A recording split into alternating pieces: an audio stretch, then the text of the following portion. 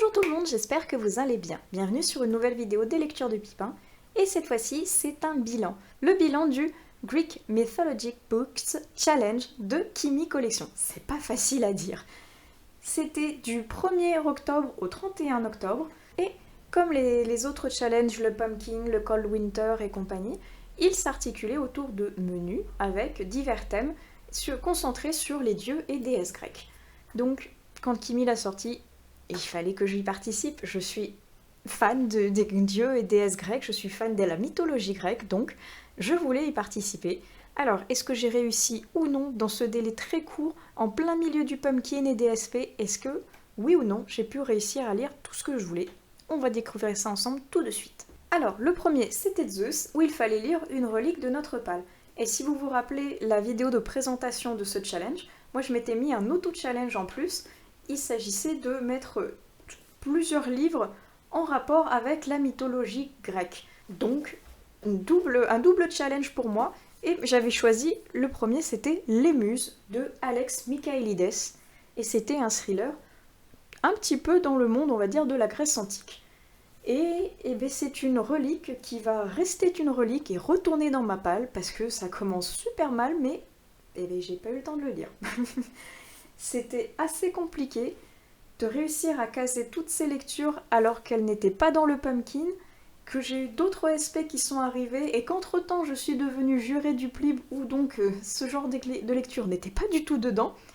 Et je me suis retrouvée au milieu en mode mince, j'ai peut-être fait une boulette, je fais trop de trucs en même temps, je suis pas Shiva, je n'y arrive pas. Donc c'est fort dommage, mais je pense que celui-ci, je vais le découvrir mais à un autre moment. J'aurais bien voulu faire le Black November qui est axé sur thriller, policier, roman noir, mais je pense que ce sera une fois de plus pas pour cette année malheureusement parce que je ne peux pas tout faire en même temps, je ne peux pas lire autant que je veux, ni à la vitesse que je veux, donc un autre jour, une autre fois, un autre challenge, qui sait, mais il va retourner dans ma palle et rester une relique pour le moment. La deuxième catégorie c'était Poséidon, où il fallait un livre avec la thématique de l'eau, soit sur la couverture, soit dans le roman. J'en avais mis plusieurs. Le premier c'était Hanging in the Balance, The Divine Order of the Olympians. La couverture, je vous la remets juste ici. C'était un livre en anglais où je ne savais plus trop de quoi ça parlait, mais en tout cas la couverture c'était sur l'eau, et si je me trompe pas c'était sur l'une des filles de Poséidon, donc impeccable, ça rentrait parfaitement dedans. Et ça rentrait tellement bien que je ne l'ai pas lu. Je ne l'ai pas lu, mais le deuxième que j'avais mis, je l'ai lu, c'était Surface de Olivier Norek, parce que sur la couverture il y avait la surface d'un lac, c'était en rapport avec l'eau, et finalement l'enquête qui se situe au sein du livre, elle a énormément de rapport avec l'eau, donc c'était parfait. C'était une excellente découverte, point de vue que c'était mon premier Olivier Norek. C'était génial, moi je me suis régalée, sa plume était incroyable, et plus je vous parle et plus je bouge la tête comme ça, et plus ma coiffure se fait la malle. Tant pis, elle va rester comme ça. Donc je disais, Olivier Norek, c'était super chouette, avec une plume addictive, avec une histoire captivante, avec une enquête passionnante. Je me suis régalée, et donc il y avait vraiment un rapport avec l'eau, avec une enquêtrice qui se voit obligée d'aller dans un petit village de l'Aveyron alors qu'elle vient du 36 quai des Orfèvres pour faire une enquête dont elle ne veut pas, mais elle est obligée parce que plus personne ne veut d'elle à Paris. Et un corps va refaire surface d'un lac alors qu'il est enfermé dans un bidon depuis une dizaine d'années. Donc il y a toujours cette thématique de l'eau, cette thématique entre deux eaux justement, entre le passé, entre ce qui est caché dans les profondeurs, que ce soit du lac, du village, du passé des personnages, et cette surface donc avec ce dénouement final incroyable, avec ces personnages qui font surface dans leur vie, dans leur passé, dans leurs envies et dans l'enquête. Ah, c'était super chouette, très très addictif, je me suis vraiment régalée. Ensuite, le troisième dieu, c'était Hadès, avec comme thème le deuil, la mort ou un thriller. Alors, je sais que pour celui-ci, j'en avais mis deux. J'avais mis à la base Opération Hadès, qui était un thriller avec en plus Hadès dans le nom, donc franchement, c'était complètement parfait. Et même si je lutte à l'attraper, le voilà enfin, j'avais mis également Daughter of Darkness, parce que ça va se passer dans le monde des enfers. Et devinez qui c'est qui en a lu aucun des deux? Moi. c'est un super oups, mais pour ma défense, j'ai lu énormément d'autres thrillers à la place. J'ai lu donc le Olivier Norek, qui aurait très bien pu se mettre dedans aussi, parce que c'est un thriller. J'ai lu énormément d'autres thrillers, d'autres policiers, d'autres livres assez noirs, assez portés sur la mort, le deuil, qui auraient très bien pu rentrer dans cette catégorie-ci, et que vous verrez certainement dans d'autres vidéos, parce que je les avais pas mis à la base, donc on va essayer de pas trop tricher non plus, et de me dire que j'avais choisi ces deux-là, j'avais mis que je lirais d'autres thrillers, certes, ça a été le cas, donc peut-être que je l'ai semi-validé. Allez, semi-validé, on va dire ça. Ensuite, après Hadès, nous avions tout naturellement Perséphone, avec en mot-clé naissance ou fleur. Et j'avais mis, il est juste ici, mais je galère à l'attraper, attendez, tout va tomber. C'est bon, la catastrophe a été évitée. J'avais mis A Touch of Ruin de Scarlett Sinclair, qui est le deuxième tome de la quadrilogie, on va dire ça, Hadès et Perséphone. Et je l'ai pas lu. J'ai pas eu le temps. Voilà. Les yeux plus gros que le ventre, les yeux plus gros que mon énorme pâle, qui ne finit pas, qui ne désemplit jamais et qui au contraire ne cesse d'augmenter à chaque fois que je regarde une nouvelle vidéo ou une nouvelle sortie. Donc, non, ce n'était pas le moment de lire A Touch of Ruin. Et c'est fort dommage parce que j'ai envie de savoir ce qui s'est passé dans la suite de A Touch of Darkness, qui était vraiment chouette. J'ai envie d'en savoir plus. En plus, la couverture était magnifique. Soft touch, magnifique. Scarlett Sinclair, j'aime beaucoup ce qu'elle fait, mais j'ai pas eu le temps. J'ai pas eu le temps de le lire. J'aurais dû vraiment choisir peut-être des lectures plus petites ou plus accessibles, ou, oui, qui étaient déjà dans le Pumpkin, donc qui m'aurait fait lire un 2 en 1. Mais c'est pas mon cas. Okay, c'est dommage parce que oui, j'aurais voulu savoir ce qui s'est passé, mais trop de lectures à lire en même temps, il fallait que je fasse un choix et malheureusement ça s'est pas porté sur celui-ci, donc une prochaine fois parce que j'ai vraiment envie de savoir ce qui va se passer. 5e catégorie, Arès, le dieu de la guerre, donc guerre, bataille et combat. Et là j'avais mis un comics avec Berserker de Keanu Reeves, Matt Kind, Ron Garney et Bill Crabtree. C'est le premier volume et je l'ai lu, oui, enfin un livre que j'ai enfin pu lire. Bon, après, c'est un comics, hein, donc ça va très vite, c'est très sanglant, c'est très gore, c'est parfait pour le dieu de la guerre, parce qu'on suit un berserker, un être immortel, mais qui ne sait pas pourquoi ni comment il est immortel, il ne se rappelle de rien, et en racontant son histoire à des scientifiques, eux, ils vont essayer non seulement de déjouer sa génétique et de trouver un remède ou peut-être autre chose, et en racontant son histoire, les scientifiques vont essayer de découvrir d'où vient son immortalité pour pouvoir le soigner et le rendre mortel, parce que le berserk, il en a marre de la guerre, il en a marre de ses pulsions meurtrières et il veut mourir. Mais c'est le premier tome, donc énormément de questions, énormément d'interrogations, et je voudrais le tome 2 parce que j'aimerais bien connaître la suite. Et Keanu Reeves, mais il sait tout faire en fait, les films, les comics, il sait tout faire. Donc moi je me suis régalée, très violent, très sanglant, très visuel, donc vraiment pas à mettre entre toutes les mains, mais moi en tout cas j'ai bien aimé, et maintenant je veux la suite. C'est moi, ou plus cette vidéo passe, et plus ma coiffure ne ressemble à rien. Que voulez-vous, mes cheveux font ce qu'ils veulent, laissons-les faire. Bref, en plus de Berserker, j'avais mis Apothéosis ou Lore. Lore, autant vous dire que j'ai pas eu le temps de le lire, le truc qui fait 700 et quelques pages, pas possible. Apothéosis, je l'ai commencé mais pas tout à fait terminé parce qu'en fait c'est un recueil de Nice ou Nate, je sais toujours pas comment on dit, qui a fait un artbook sur tous les dieux et déesses grecques qu'elle a remanié elle à sa sauce en aquarelle. Donc j'ai lu certains dieux, j'ai lu certaines déesses, je me suis perdue dans la contemplation de ces magnifiques dessins, mais je ne l'ai pas tout lu en entier parce que il est assez gros et j'aime beaucoup le lire, donc je prends mon temps. Et en prenant mon temps, j'accepte de ne pas le lire complètement, mais de valider quand même cette catégorie vu que j'ai lu Berserker. Ensuite, en 6, nous avions Apollon, avec beauté, art et musique. Là, j'avais mis 2 livres. J'avais mis en premier Les Maîtres Enlumineurs de Robert Jackson Bennett, si je ne me trompe pas, aux éditions Albin Michel Imaginaire. Et je l'ai lu. Le petit pavé qui m'a empêché de lire l'or, c'est lui, parce que lui, il faisait déjà 600 et quelques pages, presque 700. Et lui, je l'ai lu. Un bijou.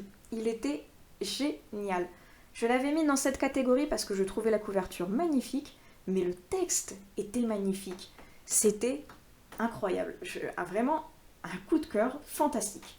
Parce que on est dans un monde complètement fou, complètement riche, complètement incroyable, avec des personnages qui arrivent à créer des enluminures, c'est-à-dire faire qu'un objet soit empreint de magie pour qu'il puisse faire des choses dont il n'est pas capable vu que c'est un objet. C'est-à-dire qu'une lampe va pouvoir suivre un propriétaire en s'imaginant qu'elle peut marcher, ou je ne sais pas, un manteau va permettre de voler parce qu'il va croire que ce sont des ailes, ou je ne sais pas encore, un caillou, on va lui persuader qu'il a le poids d'une montagne, donc personne ne pourra le soulever alors qu'il est grand comme ça. Un truc de folie, des idées incroyables, et on va suivre une voleuse qui doit voler un objet très spécial qui va être au cœur d'une machination entre des maisons marchandes qui sont là pour régner, quitte à renverser complètement le système et à écraser tout le monde sur son passage. Et c'était incroyablement chouette. Je me suis régalée. Les idées sont folles. La magie, le côté fantaisie, incroyable. L'idée de l'auteur, je ne sais pas comment et franchement ils arrivent à créer un monde pareil, un univers aussi riche et fourni, parce que c'était génial. C'est le premier tome annonciateur d'une trilogie fabuleuse. J'ai très hâte de lire la suite maintenant parce que il m'a conquis et m'a transporté dans son univers que j'ai trouvé incroyable. J'avais mis également Le Parfum de l'impératrice que j'ai reçu il n'y a pas très très longtemps et donc j'ai pas pu le lire, mais celui-ci, c'est sûr que je le lirai une prochaine fois parce qu'il fait partie du PLIB 2023 et il fait partie de ma sélection et de la sélection qui a été validée pour les premiers 80 sélectionnés. Donc si vous ne savez pas du tout de quoi je parle, dans le petit, je vous invite à aller voir ma vidéo où je vous expliquerai un petit peu plus ce que c'est le PLIB, qu'est-ce que c'est la sélection et pourquoi ce livre se retrouve ici. Et c'est en partie pour ça que je l'ai reçu, mais j'ai pas eu le temps de l'intégrer. J'espérais le recevoir plus tôt. C'est pas grave, je vais le lire très très bientôt et j'ai très hâte de le découvrir parce que déjà, je trouve que c'est un véritable bijou, il est vraiment magnifique. Ensuite, en 7ème, nous avions Artemis avec créatures, animaux, post-apocalyptiques ou quêtes. Et pour lui, j'avais remis Daughter of Darkness. Et comme j'ai pas eu le temps de le lire pour la catégorie Hades, j'ai pas eu le temps de le lire non plus pour la catégorie Artemis. Fort dommage parce que il m'aurait validé 2 catégories d'un coup. Dommage aussi parce que je le trouve tellement beau. Et il avait l'air super intéressant, mais pas de chance. J'ai très très envie de le lire pourtant, j'ai très envie de le caser quelque part, de me trouver une excuse pour pouvoir le sortir et le lire, mais ce sera pas pour ce challenge-ci malheureusement. Une prochaine fois lui aussi. Ensuite nous avions Aphrodite avec romance, évidemment pour la déesse de l'amour. J'avais mis Witch and God, le premier tome, et là, La Promise de Livestone, publié chez BMR Éditions. Et je l'ai lu. Enfin, c'est un peu mieux vers la fin, j'ai l'impression que j'en ai un peu plus lu. Et c'était super chouette. Je suis super étonnée d'avoir aimé une romance fantastique, mais c'était le cas. C'était une romance sur la mythologie grecque parce qu'il y avait le clan des sorcières et le clan des dieux grecs. Ils ne peuvent pas se supporter depuis des milliers d'années, donc pour essayer de trouver une trêve, ils ont trouvé un arrangement en mariant un dieu à une sorcière. Et pour ça, ils ont choisi Deimos, le dieu de la terreur, pour épouser la sorcière Méroé. Sauf que Deimos, il n'a pas du tout envie d'épouser Méroé, il a envie d'épouser sa sœur, Hela. Sauf que Hela, elle n'a aucun don, aucun pouvoir de sorcière. Comment ça va se passer cette union entre un dieu et une semi-sorcière qui n'a pas de pouvoir?